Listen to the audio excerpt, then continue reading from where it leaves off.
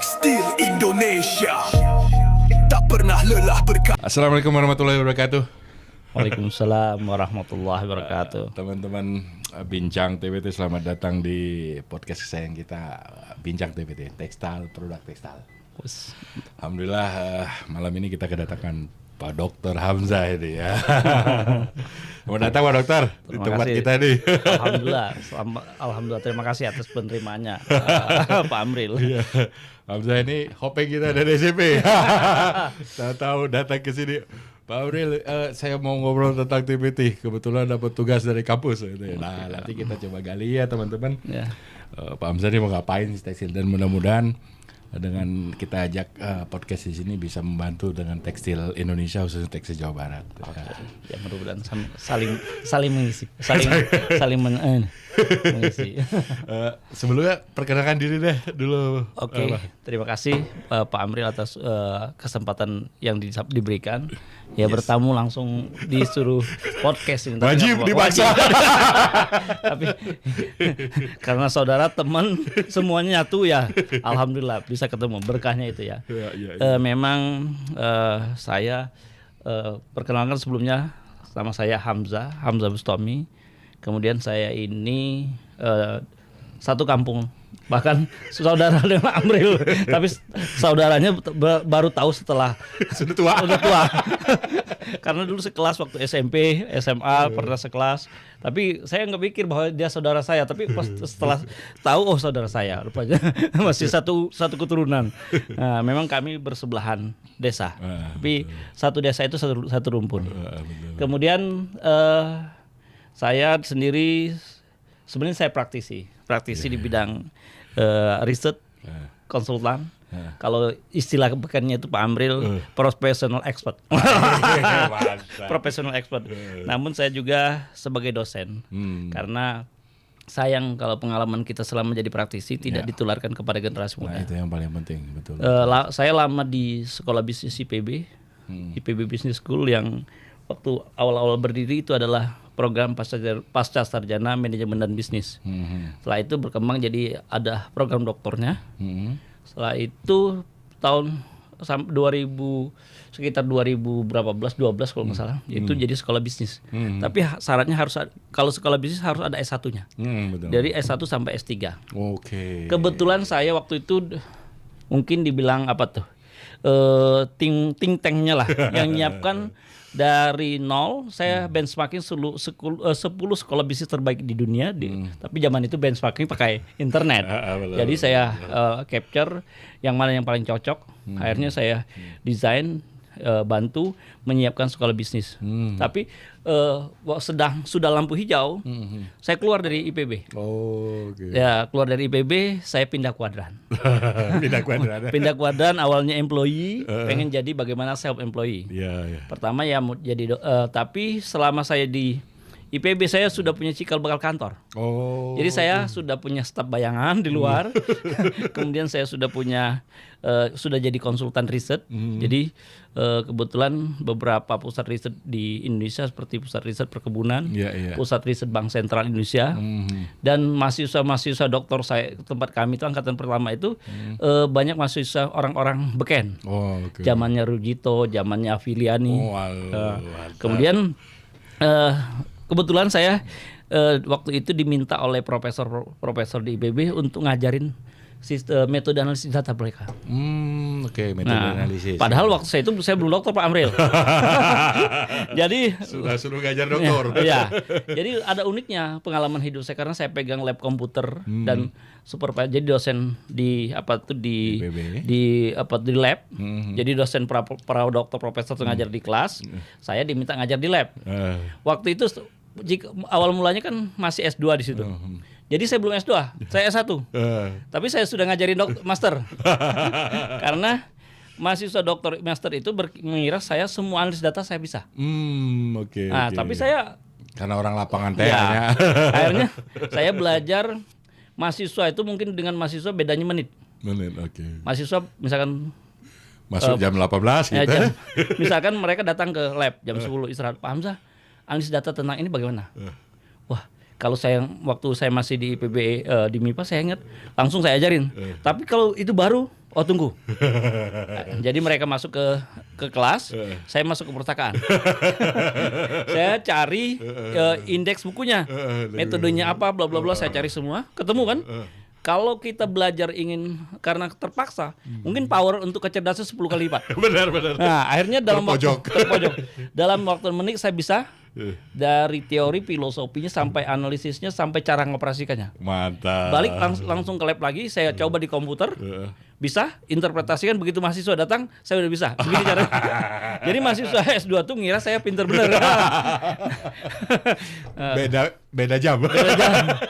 Setelah itu saya banyak ngajarin meluluskan mahasiswa S2 ngajarin analisis data. Oke. Baru saya kemudian saya lanjut lagi S2.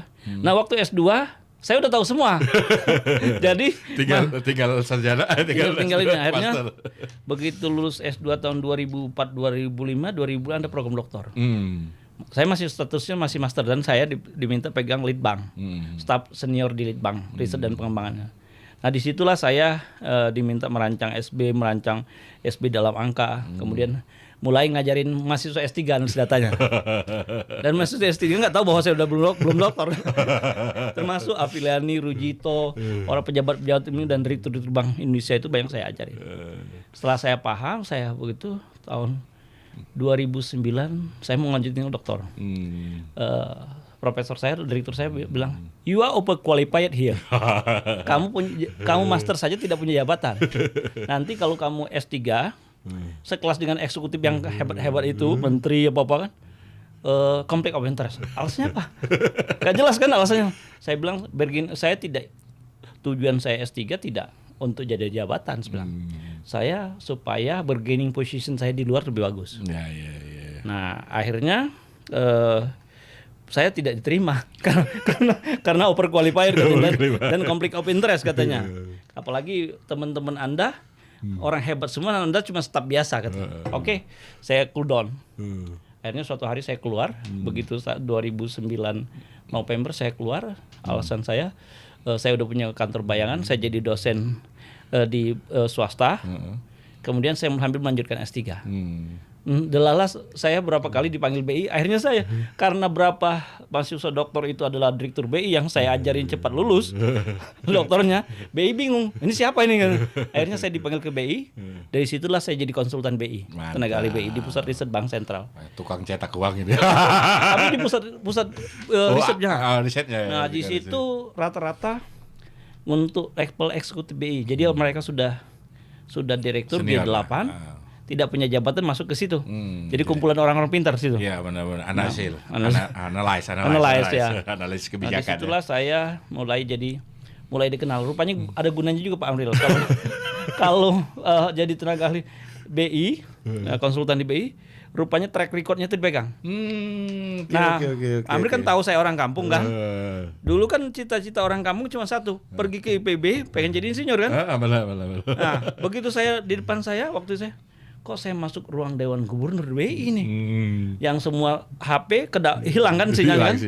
Begitu saya lihat kok mejanya sudah pakai mic semua kan.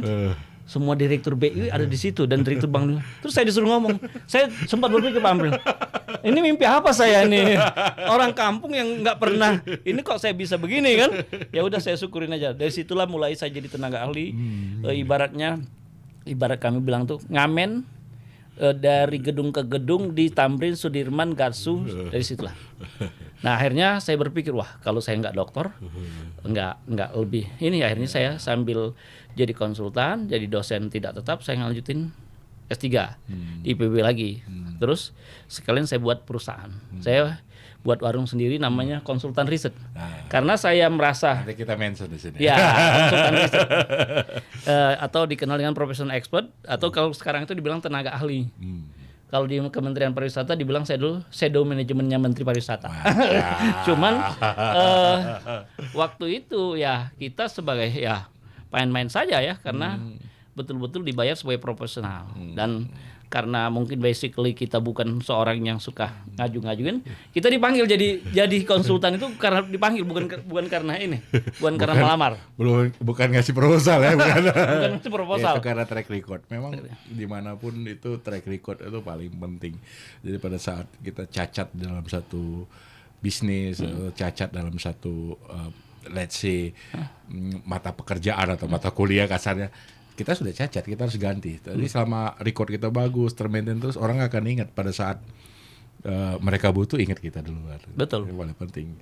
Oke, ngomong-ngomong ke Jawa Barat nih, saya dengar dapat tugas mau apa namanya istilahnya, mencari tahu tentang tekstil Jawa Barat. Gimana latar belakangnya tentang ini? Kebetulan kan memang orang-orang tuh selalu berpikir tekstil itu sunset industry dan segala macam. Tapi saya tidak setuju itu. Kenapa sunset industry itu bagi mereka yang pesimis ya?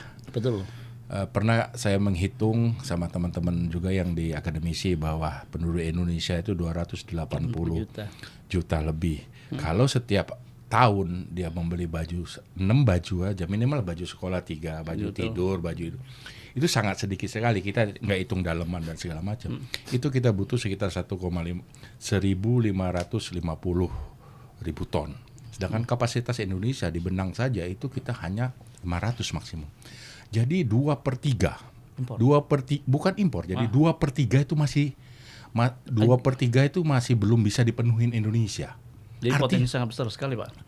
Makanya kita nggak butuh impor kain, kita nggak butuh impor garment sebenarnya. Betul. Asal kita majukan benang ini, kemudian teman-teman yang tadinya pesimis, tukang kain weaving, kain rajut itu aktif lagi, dia bikin semua di Indonesia, nggak perlu impor lah, impor ini ditutup untuk kain, wah maju lagi Indonesia. Bisa seperti itu ya. Prediksi Pak Amir, asal konsisten ya. Asal konsisten, komitmen itu. Jadi saya kepengen tekstil di Indonesia itu kembali lagi tahun 1990. Itu luar biasa. Jadi orang sarjana tekstil, istilahnya tukang insinyur tekstil itu jadi menantu idaman zaman dulu. Karena waktu dulu pegawai negeri atau PNS atau BUMN lain gajinya jauh di bawah teman-teman tekstil. Tapi sekarang kebalik. Gitu loh. Jadi dulu menantu idaman, sekarang menantu cadangan. Wah. Ini ya dunia terbalik ya. Dunia terbalik. Nah, makanya dengan kita initiate Bincang TBT ini supaya at least teman-teman pelaku industri ataupun siapapun yang terlibat di TBT ini care dengan tekstil ini gitu loh. Menjaga bersama kuenya ini jangan diambil orang. Betul. Kue ini harus benar-benar dimanfaatkan, dinikmati seluruh rakyat Indonesia gitu loh. Betul sekali. Gimana nih ceritanya tentang investigasi tekstil Jawa Barat nih, gimana? Ya, arahnya kemana ini? Benar sekali Pak Amril ya. Memang ya kebetulan saya juga beberapa kali sering jadi di Pusdatin Kementerian Perindustrian dulu. Beberapa tahun lalu pernah ikut jadi tenaga ahli di industri tekstil dan alas kaki di kimia ITKAT di Kementerian Perindustrian ya. Memang saya sudah lihat kok kenapa ya industri dulu zaman saya masih mahasiswa IPB mungkin tahun 90-an sampai 2000 itu daerah Cibinong itu industri tekstil semua kan. Dan Indonesia ekspor. Yes. Tapi setelah betulan rumah saya pindah ke dekat situ. Kok semuanya gulung tikar gitu. Nah, dan kemarin tuh kebetulan saya tahun lalu sempat jadi tenaga ahli indeks kepercayaan industri. Oke, aku sempat di situ. Di Pusdatin ya. Dan saat itu kita diminta untuk istilahnya mengevaluasi dan analisis terkait dengan ancaman geopolitik global, terus kemenangan Trump terhadap kemudian tutupnya Sritek dan sebagainya kan, itu kan jadi isu nasional yang sangat signifikan. Bahkan dibilang, ini seksi tapi membuat kita ketar-ketir ya, nah, apalagi pelaku industri tekstil. Nah, saya terus terang aja kemarin itu tergelitik ada. Kenapa bisa begini ya? Kedua itu kemarin Kementerian Perindustrian itu pengennya raw material berbahan bagus lokal itu 70% dan industri tekstil maju lagi. Tapi kenapa kementerian yang suka mengimpor itu tahu-tahu di Tanah Abang sudah banyak importir. Padahal itu dilarang loh, tapi tahu-tahu masuk aja. Nggak tahu saya, mungkin apa antar Kementerian Perdagangan dan Kementerian Perindustrian itu nggak link and match mungkin ya. Terus gimana? Ya, jadi saya sambil berpikir bagaimana kita mau lihat daya saingnya, bagaimana mau melihat kinerjanya. Kalau mereka sendiri tidak didukung oleh kebijakan, betul. Atau raw materialnya dari mana nih? Pak Amri kan saya punya teman saudara bilang, kok beliau ini tentang industri benang. Saya mikir benang itu macam-macam, bisa dari pisang abaka, bisa dari serat bambu dan sebagainya kan, polyester dan sebagainya. Ini kok tetap eksis dan mereka kelihatannya paen-paen saja, kan? Cuman ya yang jadi pertanyaan saya, di Jawa Barat ini dulu banyak sekali, terutama di daerah Kabupaten Bogor ya, Cibinong itu banyak sekali. Majalaya pusatnya. Majalaya, industri tekstil. Bahkan mereka pada pindah mungkin dari daerah yang kondisinya agak mahal ya, Jabodetabek pindah ke daerah Sukabumi dan sebagainya ya. Betul. Nah dan daerah Banjaran ya. Banjaran. Bandung saya ingat saya banyak tekstil ya. Betul masih. Tapi itu masih resilient atau tidak istilah kami itu. Apakah sudah pada mati semua kan? Nah, artinya ancaman keberlangsungan industri tekstil di Jawa Barat itu atau di Indonesia mungkin bisa berbahaya. Ya. Kalau si pemerintah tidak aware. Ya, betul. Pemerintah tidak aware, kemudian pelaku industri dibiarkan mati sendiri. Ya, walaupun mungkin bisa ada yang bisa survive dengan inovasi teknologi dan creative business mereka ya, atau tetap konsisten. Dia punya pendirian, kami harus tetap memajukan dengan kemampuan yang kami miliki kan. Nah itu menggelitik saya, sehingga saya kemarin itu kebetulan ada matching grant research antara Indonesia, Sarawak, kebetulan dapat kayak riset matching grant internasional untuk riset tentang tekstil Jawa Barat. Kenapa kami pilih Jawa Barat? Kenapa? Karena kami sendiri Universitas Pakuan itu di Jawa Barat, Fakultas Ekonomi, dan kami punya concern ya, bagaimana memajukan UMKM, memajukan industri itu Pak. Betul. Kemudian ya kebetulan hari ini ada beberapa tugas kayak ke Bandung, terutama diminta untuk memastikan stabilitas harga dan supply bahan baku terkait hortikultur untuk MBG. Jangan sampai dengan ada MBG itu harga naik semua kan, suplainya sayur mayur dan semuanya tidak terjamin kan, tidak stabil, ada gap. Dan kebetulan juga saya punya riset tentang decline the number of middle class ya, and performance of textile product industry in West Java. Dan di sini kami pengen tahu lebih dalam. Kebetulan saya pikir saya punya saudara itu. Saya perlu bukan investigasi atau nanya atau itu Pak Amri kira-kira. Ya, oke, mungkin nanti bisa. Itu sebagai triggernya. Ya, trigger bagus lah, karena terus terang kalau kita pelaku tekstil ini atau orang-orang tekstil, bahkan ahli-ahli tekstil di Indonesia ini sebenarnya sedih. Kenapa? Peran pemerintah saat ini berkurang dalam segi porsi. Kenapa saya bilang segi porsi? Pada saat Indonesia merdeka, baru pertama merdeka waktu zaman Pak Soekarno, tekstil itu menjadi number one di dalam pemikiran Indonesia. Kenapa? Karena satu syarat untuk menjadi pebisnis tekstil itu pada saat dia melakukan bisnis, penyerapan tenaga kerjanya sudah sangat luar biasa. Betul. Dan tidak perlu pendidikan yang tinggi. Betul. Siapapun bisa, mau SD, SMP, bahkan tidak sekolah sekalipun, karena memang pekerjaannya itu dari sangat ringan, tidak perlu pemikiran yang lebih tinggi segala macam, misalnya packing, kemudian sambung benang segala macam, itu kan cepat gampang gitu loh. Nah, waktu zaman Soekarno kita punya menteri tekstil. Ya, sampai segitunya artinya serius sekali pemerintah. Serius sekali pemerintah. Itu kita pertama menteri tekstil, kemudian setelah itu di Menteri Tekstil masih tergabung di bawah Menko, kemudian berdiri sendiri Menteri Tekstil, kemudian seiringnya waktu berganti menjadi Dirjen. Turun gradingnya. Ya. Setelah Dirjen kembali lagi turun lagi, sekarang Subdit namanya. Oh, berarti eselon 3. Iya kan, subdit kan? Subdit. Iya. Kebayang nggak kita biasanya bicara langsung dengan pemangku kepentingan, sekarang kita bicara dengan subdit. Berarti Jauh sekali gitu loh. operasional, technical. Teknik, jadi kita orang tekstil ini misalnya kita bicara langsung ke menteri, menteri langsung ke presiden, selesai. 2 tangga. Sekarang mau berapa tangga? Wah, hierarkinya sangat tinggi. Ya, Jauh. nah itulah terus terang saya mengajak teman-teman semua, baik yang teman-teman di asosiasi, teman-teman akademisi, atau teman-teman ahli tekstil itu bergerak bareng supaya kita bangga lagi jadi sarjana tekstil. Gitu. Dan Indonesia bangga lagi bisa mengekspor, Betul. dapat menghasilkan devisa. Satu-satunya perusahaan non migas di Indonesia sangat terkenal sekali waktu zaman Pak Harto dulu. Ekspor non migas tekstil sekian juta US dollar, sekian miliar US dollar. Bangga sekali dan satu-satu penyumbang devisa non migas itu tekstil. Sekarang kemana? Hilang. Dulu kita tenaga kerja 6 juta. Orang sekarang hanya tinggal sisa 3,8 kalau 3,67 sampai let's say 4 juta lah.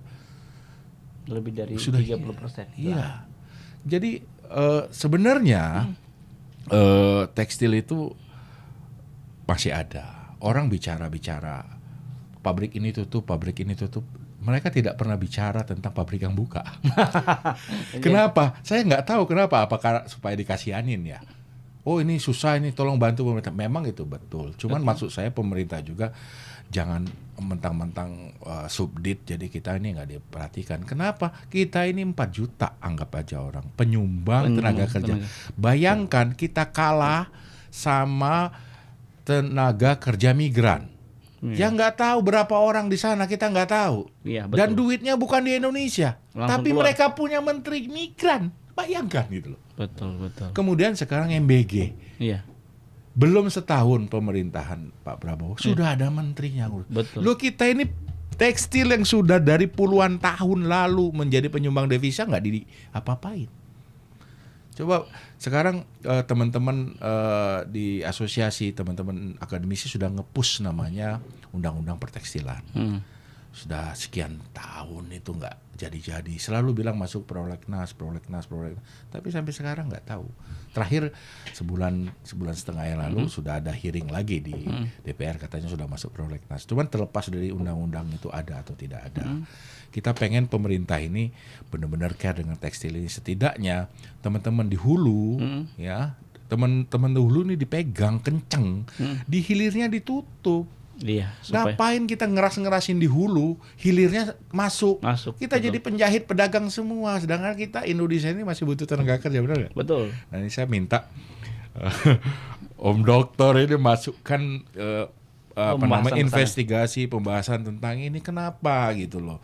Apakah ada terjadi pergeseran tentang perilaku pebisnis di tekstil ini, ataukah ada pergeseran yang membuat mereka males di bisnis ini? Karena sebagian besar rata-rata pebisnis yang lama itu bergerak di bidang yang lain. Ya. Sedangkan untungnya itu dari tekstil. Bukan dikembalikan untuk meningkatkan kinerja dan Justru saya berandai-andai waktu kemarin saya ajak Pak Dr. Gunawan diskusi di sini tentang tekstil, kebetulan di akademisi tentang tekstil. Coba berandai-andai. Sebagian untung dari tekstil itu pemerintah harus keras minimal 50% masuk company pembantuan dan mesin. investasikan kembali. Ya. 50% silakan naik. Kalau misalnya 50%-nya tidak masuk, dia kasih sanksi. Nah ini akan kembali membuat roda ini panas dikit. Nah ini tekstil ini balik lagi gitu loh. Itu kalau Sampai minum ya oke. Kalau ada komitmen dari seluruh stakeholder, kalau menurut Pak Amril sendiri optimis nggak? Sangat optimis. Sama optimis ya. Saya tadi sampaikan. 283 juta penduduk Indonesia lagunya Aroma. 6 piece saja pakaian. Indonesia masih harus menyuplai 2/3 yang lain. Kita hanya mampu benangnya saja itu cuma 500 ribu ton. Setahun. Kita butuh 1.500.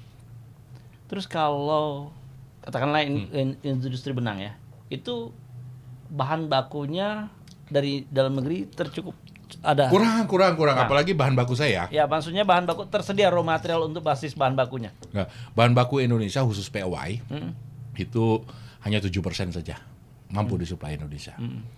Dan pabrik-pabrik yang biasa menyuplai itu kalah karena mesinnya nggak ganti-ganti sama orang. Sudah Jadi kita impor. obsolete. Kita impor bahan baku, nggak masalah impor bahan baku. Iya, nggak masalah. Asal jadi bahan ya. Bahannya tuh jangan dimasukin gitu. Iya, betul. Kita mau bikin, jangan sampai kita ini jadi tukang jahit. Betul. Kita harus jadi tukang baju, tukang garmen. Jangan, kalau tukang jahit mah, aduh, Cuma berapa upah. orang, berapa air nggak hitungan jari. Iya, betul. Gitu loh. Makanya teman-teman, ini sebenarnya pengusaha-pengusaha besar mungkin dia tidak berpengaruh karena uangnya banyak. Betul. Tapi teman-teman kita yang di Bincang TPT ini selalu kita menginterview teman-teman yang punya mesin jahit 5. Teman-teman yang punya mesin sablon 4. Tukang rajut datar yang punya 5 mesin. Itu hidup mati mereka dan keluarga mereka serta tetangga mereka tergantung dari bisnis tekstil. Betul. Nah, kalau tekstilnya kita mati di bahan baku, bahan benang yang ditutup, tapi ininya dibongkar, emang gimana mau orang mau dagang gitu loh. Bayangkan di online, satu baju itu 20.000. Betul. Itu yang merusak dan tidak ada kebijakan untuk benang sekilo aja 25.000. Betul. Baru jadi benang.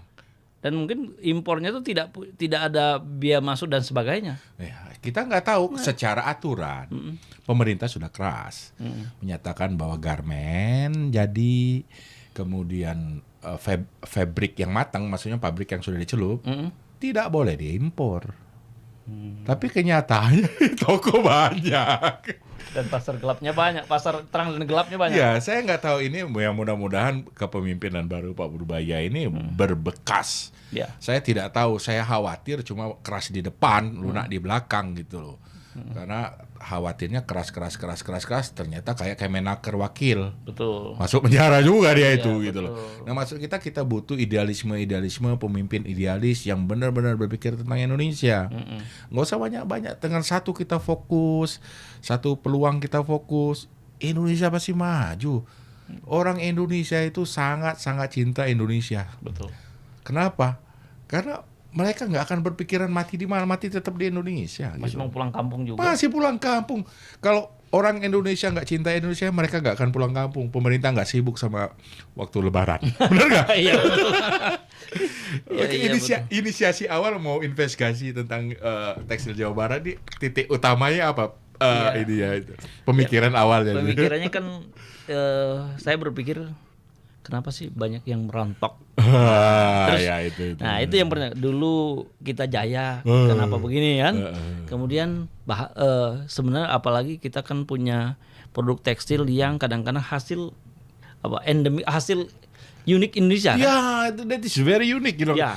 Wah, itu sebenarnya digali itu besar sekali. Indonesia dulu waktu saya masih meneliti tentang serat rami dan serat nanas, you know, 1 kilo serat nanas itu setelah jadi benang itu 100.000. Bayangkan. Kita benang biasa cuma 25.000. Indonesia tuh luar biasa, men. Dan dari Sabang sampai mereka punya otentik unik Indonesia. Kita Ya. semua punya apa, mau nanam apa pasti bisa. Coba Pakistan, Bangladesh, identik sama jute namanya. Gitu ya. Yang bikin karung segala macam. Kenapa Indonesia tidak identik sama rami? Iya, serat rami ya. Kenapa? Kalau bahan yang saya kan sering ke Sumba tuh kan. Ini Sumba itu bagus sekali kan, Lepas. mahal kan. Betul. Terus kemudian apa namanya itu Jeneponto. tenunan Iya. Sumba itu bagus sekali dan mahal. Ya. Padahal cuman kain sedikit, cuman Itu untuk ini. potensi itu besar sekali. Kebetulan juga saya sama teman-teman juga bikin semacam kayak recycle ya. Jadi recycle misalnya pakai pakaian bekas itu kita kumpulin, recycle itu juga potensi besar. Sebenarnya memang seluruh potensi itu besar, cuman memang jika dibandingkan dengan bisnis yang lain mungkin orang bicara, alah untung tekstil berapa sih? Tekstil itu tidak rugi. Tetapi kalau dibandingkan dengan untung dengan bisnis lain memang kecil. Dibanding tahun dulu. Zaman tahun 990 itu, 97 saya masih ingat kali, 97 98 1 kilo benang itu untung $1. $1. $1. Sekilo benang $1. $1 tahun 98 itu 2.500 menjadi 35.000. Kemana uangnya itu? Yang orang-orang ekspor. Kalau dia cinta Indonesia, masukkan ke Indonesia, bikin pabrik. Dan kembali lagi bisa meningkatkan kinerja industri Iya. tekstil dan Ayolah, ini Indonesia lagi butuh lowongan tenaga kerja. betul. Coba bayangkan waktu di Bekasi, 1.000 lapangan pekerjaan yang ngelamar 100.000. Masya Allah. Betul. Sekarang kan Nggak usah susah-susah, orang toko baru buka, betul. butuh 15 orang, yang ngelamar ribuan orang. Betul. Nah ini tolong dilihat itu loh, pemerintah tuh melihat ini bahwa kita needs-nya lapangan pekerjaan. Satu-satunya perusahaan yang bisa merekrut sebegitu banyak karyawan Tekstil. Betul. Industri padat karya ya. padat Karya. Padat Atau karya. mass Kita production. Indonesia nggak butuh padat modal. Saat ini Indonesia butuh padat karya yang bisa mempekerjakan orang Indonesia. Sehingga multiplier efek kehidupan ekonomi berjalan. Iya, orang kerja pasti turun tuh, orang-orang maling, orang-orang rampok segala macam pasti turun Pasti karena dia turun. sibuk, capek, men. Iya, perutnya sudah kenyang. Tapi kalau nggak ada kerjaan ini segala macam. Itu. Kira-kira menurut Pak Amir sendiri, nah ini ya, untuk to emergent misalnya bangkit kembali, itu kira-kira butuh berapa lama? Aduh, kalau 1 saya tahun cukup nggak? kalau saya orang yang sangat optimis. Selama keran apa namanya Impor ya. impor bahan jadi ini Ditutup. benar-benar dilaksanakan. Sebenarnya sudah ditutup. Tapi Tidak pernah dibuka itu. tidak pernah dibuka kan? Tapi ada. Artinya apa? Itu pernah dibikin satu studi atau kajian orang. Ekspor dari satu negara, saya tidak sebut namanya, kan terbuka semua sekarang betul, online. betul. Lo ekspor tujuan Indonesia. Sampai di Indonesia nggak ada tuh barang. Misalnya, Betul. contoh, 100 mereka impor 100. Sampai di Indonesia mungkin terdata 20. 80-nya kemana? Masuk Indonesia itu, men. Iya. Nah, kalau yang terikot saja 20, 80-nya nggak kerikot, kebayang nggak kita ketutup sama situasi yang... Tidak jelas. Nah, Gelap. kalau kita nggak usah bicara tentang mentalitas pengusaha dan lain-lain, ini aja terapkan aturan ini yang benar. Benar-benar tidak ada thrifting. Thrifting itu datanya kalau saya lihat terakhir yang ditangkap, yang kemarin itu, wah itu ratusan miliar itu duit.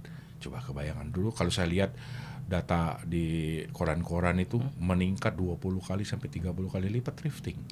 Loh. Thrifting itu sangat signifikan. Memang kalau kita melihat secara sepintas segala macam, kecil, nggak signifikan. Kamu 100 baju bekas, tukang jahit yang punya 4 mesin, 4 mesin. dia bisa jadi cuma 10 pakaian. Gimana caranya mau hidup coba? Bandingkan jangan perusahaan besar lah. Bandingkan dari teman-teman yang kita biasa interview. Iya. Punya Kan bisa mesin kita lihat. 4, mesin ini. Mereka satu bal itu bisa 200 baju. Betul. Dan mereka menghidupin tetangga dan keluarganya kan. Iya. 200 baju dia ngejahit cek 10 cuma mau hidup dari mana? Gitu. Kalau ada thrifting itu kan. Ya ini kita sederhana karena memang orang selalu melihat thrifting ini kecil karena secara volume dibagi seluruh Indonesia. Jangan bagi hitung-hitungnya atau volumenya kecil dibagi apa istilahnya dibagi dengan jumlah normal dari pabrik. Jangan begitu menghitungnya gitu.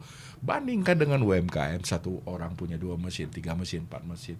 Itu yang dibandingkan baru itu benar-benar data bukan sekunder lagi, jadi primer itu. Data primer. Itu. Kemudian Jadi tidak berandai-andai dengan kalimat-kalimat yang didengungkan orang-orang tertentu yang untuk kepentingan dia ya kita nggak tahu. Cuman kalau kita mendip masuk ke lapangan, pergi dari rumah ke rumah ini kita kebetulan di Bandung ini banyak sentral. Di Binong, Jati itu kita berapa kali interview teman-teman itu mereka punya rajut data rumah di daerah kiri di lokasi tetangga kita ini juga mereka punya raju punya ini mereka bicara hal yang sama mereka tidak pernah takut untuk market. Betul. Mereka selalu ada market itu. Masalahnya itu adalah pada saat mereka set up harga segini ternyata ujuk-ujuk ada online lebih murah. Betul, itu yang merusak. Gimana ceritanya bisa? Itu loh. Nah, ini tidak hanya terjadi pada industri tekstil, Pak Amrin. Yang terancam punah juga industri alas kaki. Ya. Industri Alas kaki ya. Alas kaki kan masuk Sendal dan- TPT juga. Masuk TPT juga, Masuk TPT alas kaki. Nah. Jadi teman-teman ini saya sudah pernah interview teman dari Soka Nah, di sini juga. itu yang di Bogor itu yang Ciomas kan pusatnya itu, pusat di Kota Bogor ya. Itu Pak Amri, saya kebetulan mungkin bulan lalu saya survei dan ngobrol dengan mereka. Itu dari hampir 3.000 pelaku pengrajin, dibilang pengrajin alas kaki ya, tinggal sekitar 600 lagi. Bayangkan. Dan saya lihat mereka ya karyawan mungkin sekitar 10. Dan yang bisa survive itu katanya dia dapat order dari pengusaha besar yang punya merek. Dan mereka punya modal kuat. Artinya mereka hanya penjahit kan. Bayangkan. Artinya alas kaki dan memang industri tekstil akan memang kalau tidak segera dibenahi ya akan terancam Ya itu punah. kuncinya menurut saya bukan perilaku. Itu mungkin perilaku pengusaha dan lain-lain, itu mungkin itu nomor 2. Tapi kebijakan yang utama, kebijakan memprotek mereka. Kenapa saya bilang? Mereka bilang kita bisa jual sepatu nih, sepatu untuk sekolah katanya. Kita bisa jual 100.000. Tahu-tahu atau sendal yang kita jual 150.000 udah bagus ya. Tapi dia beli online 40.000 katanya. Orang pilih itu ya. Nah, kemudian kalau misalkan mereka sampai punya ide begini, kinerja kami mungkin bisa meningkat asal pemerintah juga mau dukung. Contoh kan, bagaimana untuk anak SMP ke bawah, SMP, SD, sepatunya hasil industri. Itu sebenarnya udah dicoba, Pak. Dicoba dulu waktu kita masalah rame Pemda Garut waktu itu pakai produk kita. Jadi kita hanya 20% saja itu bisa menghidupin beberapa hektar gitu loh. Sebenarnya ini pemerintah kan sebenarnya cuma tinggal ngatur dan diawasi gitu loh. Mereka pada saat membuat kebijakan itu jalan dan ini jalan harusnya oke gitu loh. Nah, pengawasannya ini kendorin gitu loh. Iya. Semakin kendor pengawasan, nanti kendor lagi, jatuh lagi, muter lagi. Jadi lingkaran setan, tapi setannya siapa gitu. Memang total komitmen itu susah. Total komitmen seluruh stakeholder susah. Tapi kalau memang karena negara kita itu negaranya harusnya Asia, memang harus punya tangan power besi, tangan besi si pemerintahnya. Dan ya mungkin Indonesia cocok dipimpin oleh raja gitu. Seperti saya yang bersifat otoriter murni ya. Iya. Tapi penting sekarang menurut saya kita kan sudah, maksudnya orang-orang kan sudah lama bisnis tekstil ini udah lama, dan kita juga nggak tahu-tahu sekarang udah umurnya sudah usia senja. Jadi kita berpikir ya mudah-mudahan informasi ini tertular sama orang-orang, berpikir kita mati sajalah. Pada saat kita mati nanti banyak teman-teman datang ke tempat kita, nyolatin kita, mandiin kita, mengantar kita ke kuburan. Dan semua orang merasa kehilangan kita pada saat meninggal. Kenapa? Karena kita berbuat sesuatu untuk lingkungan kita, berbuat sesuatu untuk Indonesia, segala macam. Udahlah gitu loh. Kita sudah banyak untung, sudah banyak apa. Kembali, ayo kita coba idealismenya naikkan. Ya minimal memberikan legacy. Menikmatin, minimal gitu.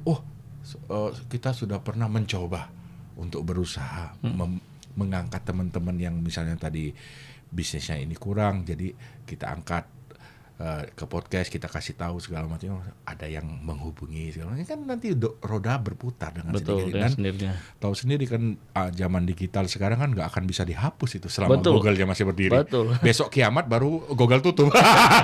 Karena jejak digital itu tidak bisa dihapus kan. Ya coba jadi nanti mumpung investigasi di Jawa Barat, mudah-mudahan nanti tugasnya Pak Dr. Hamzah ini menjadi bekas, menjadi peluru buat teman-teman yang berbisnis di TPT, tekstil produk tekstil, terus kemudian teman-teman organisasi yang mewadahi anggotanya. Tapi yang paling penting adalah ujungnya itu kita pengen tekstil ini bergairah kembali dan dilihat sebagai satu mata pencarian bagi pengusaha yang lain untuk memakmurkan keluarganya, perusahaannya, dan yang paling penting rakyat Indonesia. Ya, yang penting dilihat sebagai sesuatu yang sangat strategik dan penting. Apalagi tadi kalau berpikir 283 juta tadi kan, artinya potensinya sangat besar. Orang luar saja melirik punya kita. Ya. Kenapa kita sendiri tidak sadar? Sekarang investasi dari negara-negara banyak di Indonesia yang tekstil ini banyak tapi sekali. Tidak pernah disebut sama orang-orang yang berkepentingan. Padahal luar biasa besarnya. Industri-industri kawasan-kawasan industri banyak dibuka oleh pemerintah. Tapi selalu bicara ini tutup, itu tutup, itu tutup, itu tutup, itu tutup. Kenapa nggak pernah memberi semangat? Wih, pabrik ini buka menyediakan tenaga kerja sekian. Oh, pabrik ini buka. Orang tekstil ini segala macam. Ada satu semangat gitu loh. Bukan disiramin, ngerti nggak itu? Orang lagi sakit disiram air dingin. Matilah kita gitu loh. Jadi maksudnya ya orang-orang yang punya kekuasaan, punya akses ke mic ke masyarakat, sadarlah gitu loh. Semangat yang kita bangun bukan negatif yang kita bangun. Betul. Gitu. Ya minimum kita meninggal punya legacy. Bagaimana? Mati masuk surga. Kalau mati masuk surga urusan nanti, tapi apa yang kita legacy yang kita tinggalkan itu membekas dan bisa dinikmati oleh anak cucu. Apalagi bisa bagaimana membangkitkan kembali industri tekstil. Tentunya harapannya bisa menghidupin kembali orang Indonesia ya, masyarakat yang bener. Kemudian apalagi ya jangan sampai ini dibaca orang lain, dimanfaatkan oleh orang luar kan untuk itu. Seharusnya kita dari pihak yang berkompeten, terutama pengambil kebijakan tertinggi ya untuk concern ke sini lagi. Mantap. Nah, dan harapan saya ya impact-nya kan, kinerja itu impact-nya, tapi how come to get it kan, bagaimana mencapai itu yang paling penting. Tapi apapun itu, walaupun dream-nya mulu, harapan kita tinggi dan potensinya besar, kalau tidak ada istilahnya tuh total komitmen dari semua stakeholder, terutama pemerintah dan Pemda, saya pikir useless kan. Apalagi ini bangun, ini masukin kan, yang tadi kan. Nah, jadi harus satu kata antara Kementerian Teknis satu dengan teknis lain. Jangan sampai ini fokus industri, ini fokus impor kan. Karena memang dari pengalaman yang saya lihat dan saya pelajari, memang kalau impor itu langsung mendapatkan cair uang. Hanya 1% atau 2% saja, tinggal satu pieces kan, itu akan menghasilkan keuntungan yang signifikan dan cara cari dapat uang cepat. Iya. Tapi ya itu namanya. Ya kamu tinggal di mana lah? Tinggal di Indonesia. Iya, berbaktilah buat Indonesia. Dan tidak dibawa mati kan semua itu kan. Ya. Tinggalkan legasi yang baik. Oke, terima kasih banyak nih Pak Dokter sudah datang ke sini, dan jangan lupa setelah investigasinya hasilnya dikasih tahu biar kita. Ini baru tahap awal, Pak. Iya, nanti kalau sudah jadi minimal mudah-mudahan hasil yang didapat nanti adalah merupakan semangat bagi teman-teman TPT di Indonesia, khususnya di Jawa Barat.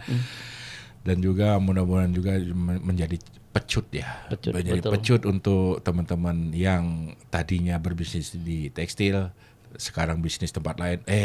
Dulu tempat kampung saya lebih bagus, kembali ke kampung, kembali ke habitatnya tekstil. Ya, kembali lagi ke habitatnya, itu yang paling penting, dan kembali mencintai keahlian profesinya. Oke, ini mungkin bukan akhir, tapi mudah-mudahan ada sesi-sesi selanjutnya nanti Pak Dokter ya. Kalau misalnya tesisnya udah selesai, investigasi udah selesai, kita ngobrol lagi di TBT. Yang paling penting adalah untuk Indonesia, tekstil Indonesia. Sekali terima kasih. Assalamualaikum warahmatullahi wabarakatuh. Dan teman-teman tekstil, sampai ketemu di podcast selanjutnya, dan tetap semangat untuk teman-teman pengusaha. Assalamualaikum warahmatullahi wabarakatuh. Terima kasih.